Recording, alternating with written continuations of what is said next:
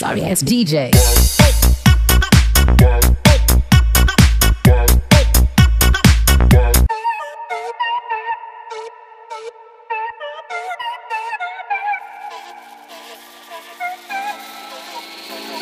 Hi guys and welcome back to another video of Economics on your tips। आज अपन पढ़ने वाले हैं poverty के कई ऐसे कॉन्सेप्ट्स, कई ऐसी योजनाएं जिन योजनाओं के बाद आपको लगेगा कि हम क्या हिस्ट्री पढ़ रहे हैं, ज्योग्राफी पढ़ रहे हैं या इकोनॉमिक्स पढ़ रहे हैं। आज अपन पढ़ने वाले हैं कि भैया सरकार ने ऐसी कौन कौन सी योजनाएं लेके आए थे जो कि हमें कक्षा 12वीं की इंडियन इकोनॉमी के अंदर पढ़नी है। मैं यहाँ पे 6 योजनाएं शॉर्टलिस्ट करके लाया हूं जो कि आपको पढ़नी है क्लास 12th के अंदर। ठीक है, ये बहुत जरूरी है और किसी भी एक योजना का 3 नंबर का क्वेश्चन आने के चांसेस बन जाते हैं। तो चलिए बात कर लेते हैं आज इसी चीज की। So hi guys and welcome back to another video of economics on tips. Let's get started.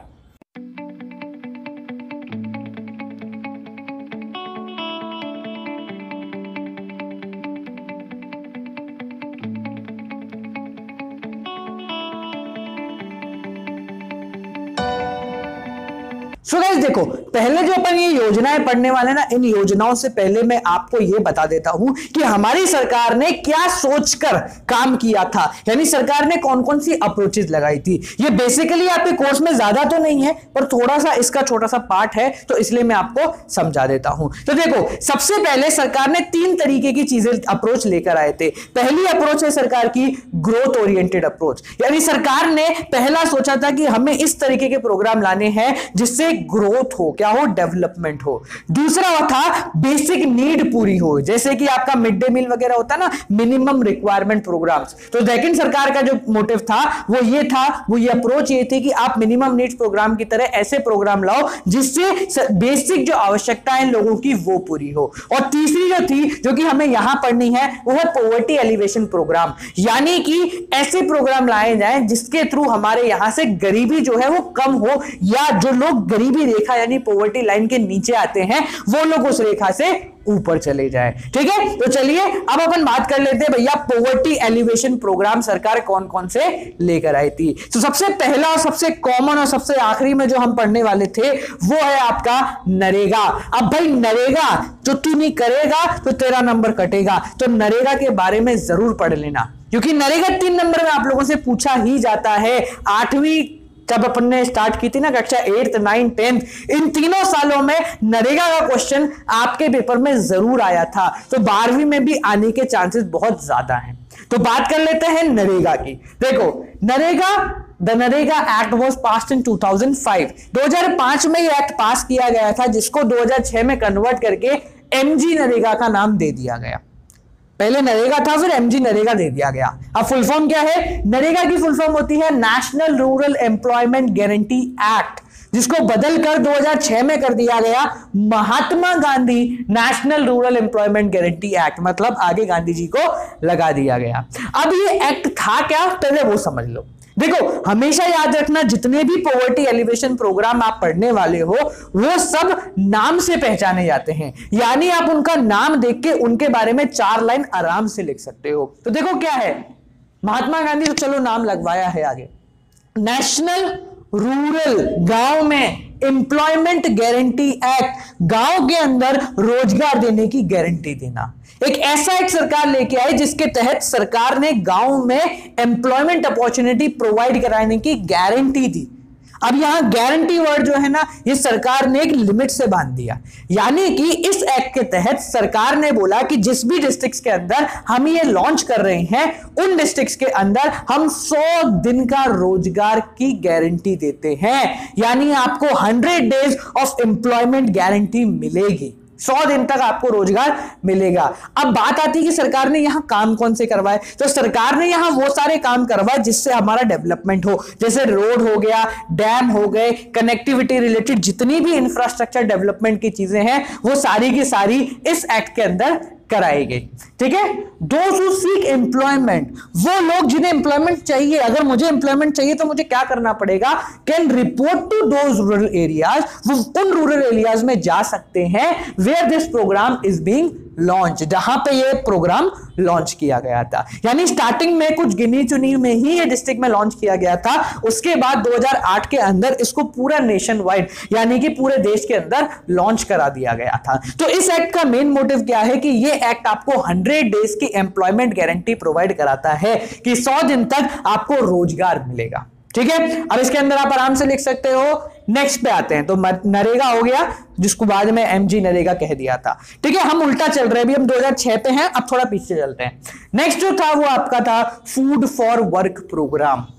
नाम से काम पता चल जाएगा, फूड फॉर वर्क, काम करोगे तो खाना मिलेगा। क्या मिलेगा? काम करोगे तो खाना मिलेगा।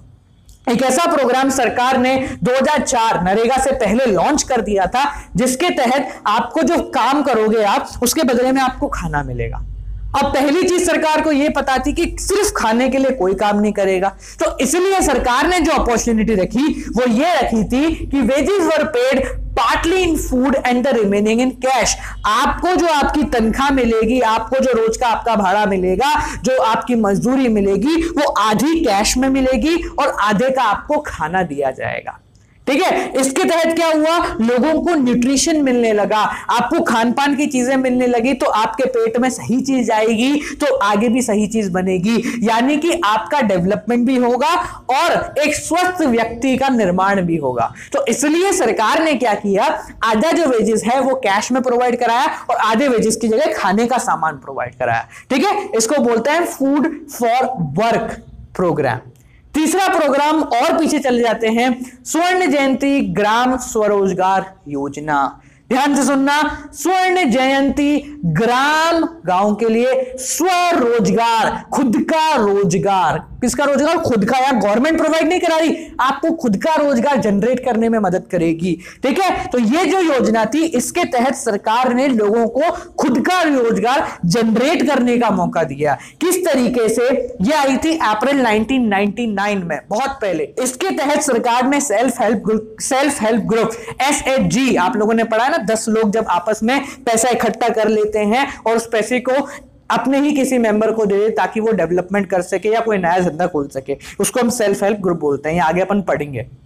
ठीक है, तो सरकार ने सेल्फ हेल्प ग्रुप को एक रिकॉग्निशन प्रोवाइड कराई थी, उनको फाइनेंशियल असिस्टेंस प्रोवाइड कराए थे, और जितनी भी छोटी छोटी इंडस्ट्रीज थी, छोटी मतलब बहुत छोटी इंडस्ट्री, कोई घर में कुछ लगा के काम कर रहा है, कोई कहीं कुछ लगा के काम कर रहा है, कहीं 4 लोग मिलकर काम कर रहे हैं, उन लोगों के डेवलपमेंट में काम करवाया। सरकार ने उनको पैसे की मदद भी करी, साथ साथ उनको एक ऐसा मार्केट भी प्रोवाइड कराया जहां वो अपने प्रोडक्ट को बेच सकते हैं। ठीक है, तो यहां क्या किया, स्वर्ण जयंती ग्राम, गांव का स्वरोजगार, खुद का रोजगार योजना। ठीक है, गवर्नमेंट प्रोवाइड्स फाइनेंशियल असिस्टेंस, सरकार यहां पे पैसा भी प्रोवाइड करा रही थी। किनको? सेल्फ हेल्प ग्रुप को, माइक्रो इंडस्ट्रीज को, मिनी इंडस्ट्रीज को। ठीक है, जो कि ताकि उससे होगा क्या, देखो जितनी ज्यादा छोटी इंडस्ट्री डेवलप होंगी, क्या होता है, बड़ी इंडस्ट्री जो होती है ना आपकी, वो बड़ी इंडस्ट्री एक जगह इकट्ठी होती है, यानी कि मेन सिटी के आसपास होगी, जबकि जो छोटी इंडस्ट्री होगी ना, वो गांव-गांव में बिखरी होगी। तो अगर आप गांव का विकास करना है तो वहां बची हुई इंडस्ट्रीज का विकास कर लो। अगर आप वो इंडस्ट्री बढ़ेंगी तो ऑटोमेटिकली वहां एम्प्लॉयमेंट जनरेशन हो जाएगा और वहां के लोग अपने आप बढ़ जाएंगे। ठीक है, तो इसलिए सरकार ने छोटी इंडस्ट्रीज को, सेल्फ हेल्प ग्रुप को प्रमोट करना स्टार्ट कर दिया। नेक्स्ट जो आपका अगला प्रोग्राम आता है वो आता है प्रधानमंत्री ग्राम सड़क योजना। प्रधानमंत्री के द्वारा लाई गई ग्राम, गांव की सड़क यानी रोड योजना, एक ऐसी योजना जिसके अंदर सरकार ने गांव को कनेक्ट करने का काम किया। किससे? शहरों से, काय से, रोडों से। यानी सड़क के द्वारा, रोड्स के द्वारा सरकार ने गांव को या अनकनेक्टेड एरिया जो है हमारे, जहां तक पहुंचना प्रॉब्लम आती थी, उनको रोड के साथ कनेक्ट करना चालू किया। अब उससे होगा क्या, गांव में जो बन रहा है वो शहर में इजीली पहुंच जाएगा, और जब रोड बनेगा तो रोड में जो मजदूर काम करेंगे उनको एम्प्लॉयमेंट मिल जाएगा। ठीक है, ये लॉन्च हुआ दिसंबर 2000 के अंदर, 2000। ठीक है, तो दिसंबर 2000 में ये लॉन्च किया गया था। It provides road connectivity. इसका मेन काम क्या था कि ये रोड कनेक्टिविटी प्रोवाइड कराएगा। Around 3 lakh kilometres of road till नवंबर 2010। नवंबर 2010 तक इसने करीब इस योजना के अंदर करीब 3 लाख किलोमीटर की रोड बन चुकी थी। इस योजना का जो मेन ऑब्जेक्टिव था या इस योजना को जो सरकार ने आगे रखा था वो 10th 5 ईयर प्लान के अंदर रखा था। अगर आपने पुरानी वीडियो देखी होगी तो आपको पता होगा 10th 5 ईयर प्लान हमारा था 2002 से लेकर 2007 तक। यानी सरकार ने इस पंचवर्षीय 10वीं जो पंचवर्षीय योजना थी उसके तहत सरकार ने इस प्रोजेक्ट को मर्ज किया था अपनी पंचवर्षीय या 5 ईयर प्लान के अंदर। कौन से 5 ईयर प्लान के अंदर? 10th 5 ईयर प्लान 2002 से लेकर 2007 तक जो चला था उसके अंदर इसको मर्ज किया था, एज अ मेन ऑब्जेक्टिव रखा गया था। नेक्स्ट जो आपका आता है वो है संपूर्ण ग्रामीण रोजगार योजना। संपूर्ण पूरा ग्रामीण गांव का रोजगार एम्प्लॉयमेंट योजना प्रोग्राम। ठीक है, क्या है? Complete rural employment programme. ठीक है, तो ये इसका इंग्लिश ट्रांसलेशन हो गया कि सरकार ने इस तरीके का एक प्रोग्राम लेके आए थे, यानी सबको एम्प्लॉयमेंट मिले गांव के अंदर। ऐसा प्रोग्राम सरकार ने लॉन्च किया था 2001 के अंदर, जिसका काम था इंफ्रास्ट्रक्चरल डेवलपमेंट। इंफ्रास्ट्रक्चर बढ़ाए। इंफ्रास्ट्रक्चर कैसे बढ़ाएगी अब सरकार? रोड्स बनाए, डैम बनाए, ये बनाए, वो बनाए, मतलब पूरा आपका आसपास के एरिया को डेवलप करने का काम चालू किया। ये लॉन्च हुआ था 2001 सितंबर के अंदर। और जैसे ही देखो ये सारे क्या है, प्लान आपस में लिंक है। ठीक है, तो अब सरकार को यह लगा कि यार इसके अंदर वही काम हो रहा है जो कि हम नरेगा के अंदर करने की कह रहे हैं, तो सरकार ने 2006 के अंदर इस प्लान को नरेगा के अंदर मर्ज कर दिया। यानी इसको ये अब है नहीं, इसको नरेगा के अंदर मिला दिया गया। ठीक है, जो लास्ट आपका आता है वो है स्वर्ण जयंती शहरी रोजगार योजना। स्वर्ण जयंती शहरी कौन? शहरी मतलब अर्बन एरियाज रोजगार योजना। अर्बन एरियाज में एम्प्लॉयमेंट, ये सारे काम तो कर दिए गांव के लिए। अब शहर के लिए सरकार ने क्या किया? शहर के लिए सरकार लेके आई शहरी रोजगार योजना, यानी शहर में एम्प्लॉयमेंट अपॉर्चुनिटीज प्रोवाइड कराना। कब चालू हुई? 1 दिसंबर 1997। It aims at generating employment opportunity for both self employed and wage employed in urban areas. यानी जो खुद काम कर रहे हैं, खुद एम्प्लॉयड है, सेल्फ एम्प्लॉयड है, उनको भी डेवलपमेंट करना है। साथ साथ जो मजदूर हैं, जो मजदूर की तरह काम करते हैं, उनका डेवलपमेंट भी सरकार ने इस योजना के तहत करा। ये जो योजना थी ये 75:25 के रेशियो में डिस्ट्रीब्यूट की गई थी, यानी कि इसको जो फाइनेंस प्रोवाइड किया जाएगा, जितना भी खर्चा लगेगा उसका 75% सेंट्रल प्रोवाइड कराएगी और 25% स्टेट गवर्नमेंट प्रोवाइड कराएगी। ठीक है, तो गाइस ये आपके 5-6 हो गए क्या? Poverty elevation programme. ठीक है, होने को तो आपके 15, 20, 30 प्रोग्राम है, पर सिर्फ ये आप ये प्रोग्राम याद कर लें, इनको समझ लें, इन्हीं से आपका पूरा का पूरा काम हो जाएगा। ठीक है, सो गाइस आज के लिए इतना ही। एट लास्ट 2 चीज आपको बतानी है।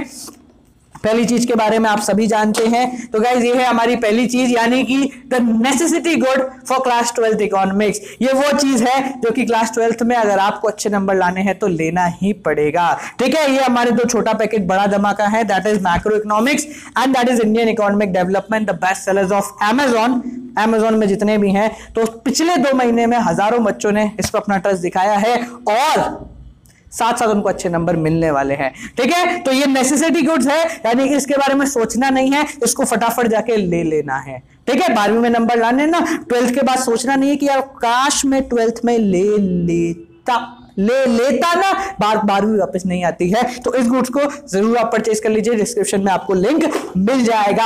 एट लास्ट गाइस, जैसे कि हमने आप लोगों ने देख लिया होगा कि हम एक नई चीज आप लोगों के लिए लेकर आ रहे हैं, that is completely free of cost. यानी आप सभी की सारी प्रॉब्लम्स के, सारा मतलब जो भी कॉमर्स में इधर उधर आते हैं ना, उन सारी प्रॉब्लम्स का सॉल्यूशन लेकर मैं आ रहा हूं बड़ी जल्दी। 5 सितंबर टीचर्स डे वाले दिन हम वो चीज आप लोगों के सामने रखने वाले हैं, तो उस चीज के लिए तैयार रहें और देखते रहें इकोनॉमिक्स ऑन टिप्स, और इस वीडियो को शेयर करना ना भूलें। आपसे कल फिर मिलेंगे। Till then guys, keep on watching economics on tips, don't forget to like, comment, share and subscribe.